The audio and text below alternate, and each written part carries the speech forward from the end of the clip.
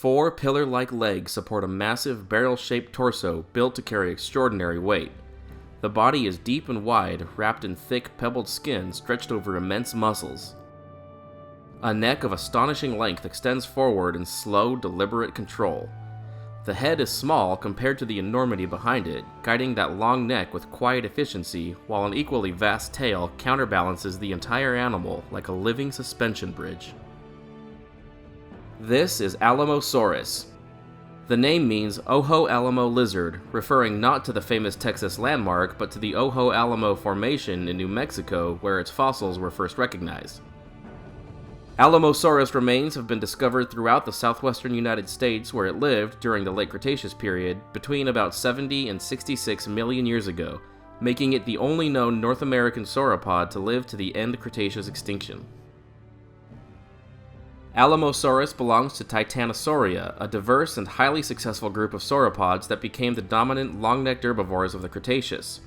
Within Titanosauria, Alamosaurus is in the derived Saltosauridae.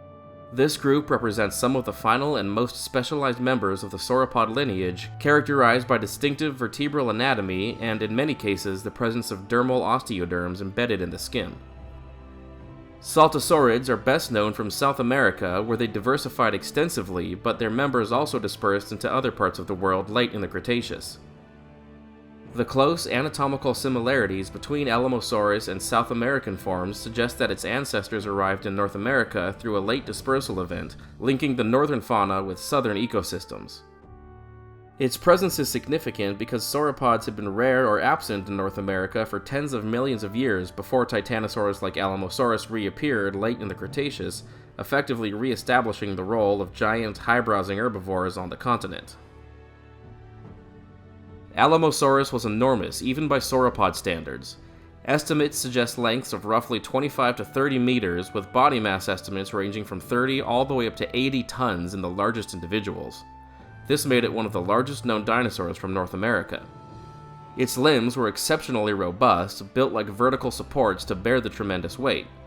The vertebrae show internal air-filled structures typical of sauropods, helping reduce mass while maintaining strength. The neck was long but heavily constructed, suggesting it was designed for sustained browsing rather than rapid movement. Unlike some earlier sauropods with more elongated gracile builds, Alamosaurus had a particularly deep torso and wide stance, giving it a massive, grounded appearance. Isolated osteoderms found in association with the genus indicate that at least some individuals possessed small armor elements in the skin, a trait seen in many titanosaurs. The tail was long and muscular, acting as a counterbalance to the neck and helping stabilize the body during locomotion. Alamosaurus is known from a large number of fragmentary specimens rather than a single complete skeleton. These include vertebrae, limb bones, pelvic elements, and osteoderms recovered from multiple sites across the American Southwest. While no complete individual has been found, the quantity of material has allowed paleontologists to reconstruct the animal with reasonable confidence. The widespread distribution of fossils suggests it was one of the dominant large herbivores in its environment. Its remains are found in sediments representing river systems, floodplains, and coastal lowlands, dynamic landscapes shaped by seasonal rainfall and sediment deposition near the retreating western interior seaway. Alamosaurus lived in a world very different from the earlier, more famous dinosaur ecosystems of North America.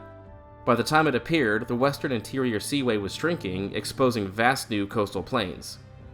These new environments supported diverse plant life, including flowering plants, conifers, and ferns. As a high-browsing herbivore, Alamosaurus likely fed across multiple vertical layers of vegetation, sweeping its neck laterally to cover wide feeding areas without moving its entire body.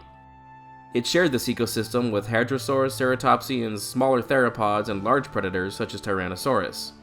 Juvenile Alamosaurus would have been vulnerable, but adults reached sizes that made predation unlikely except under unusual circumstances. In this sense, Alamosaurus filled an ecological role more reminiscent of earlier Jurassic sauropod-dominated ecosystems than the mid-Cretaceous North American faunas that lacked such giants. One of the most important aspects of Alamosaurus is what it reveals about dinosaur dispersal late in the Cretaceous. Its close similarities to South American titanosaurs suggest faunal exchange between the continents during this time. Rather than evolving in isolation, late Cretaceous ecosystems were still shaped by intermittent connections that allowed large animals to spread into new territories. Alamosaurus represents this final wave of sauropod migration, an immigrant lineage that became one of the last giants of North America before the end Cretaceous extinction. Alamosaurus is a reminder that the story of sauropods did not end in the Jurassic.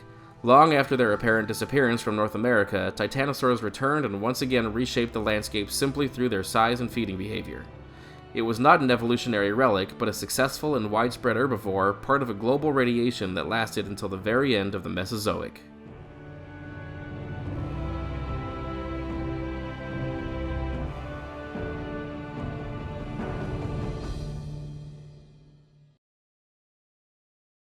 Hey everyone! If you're as passionate about dinosaurs as I am, consider checking out my Patreon at patreon.com/totaldino.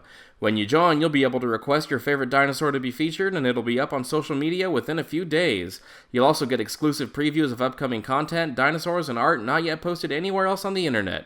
I really appreciate the support, and again, that's patreon.com/totaldino.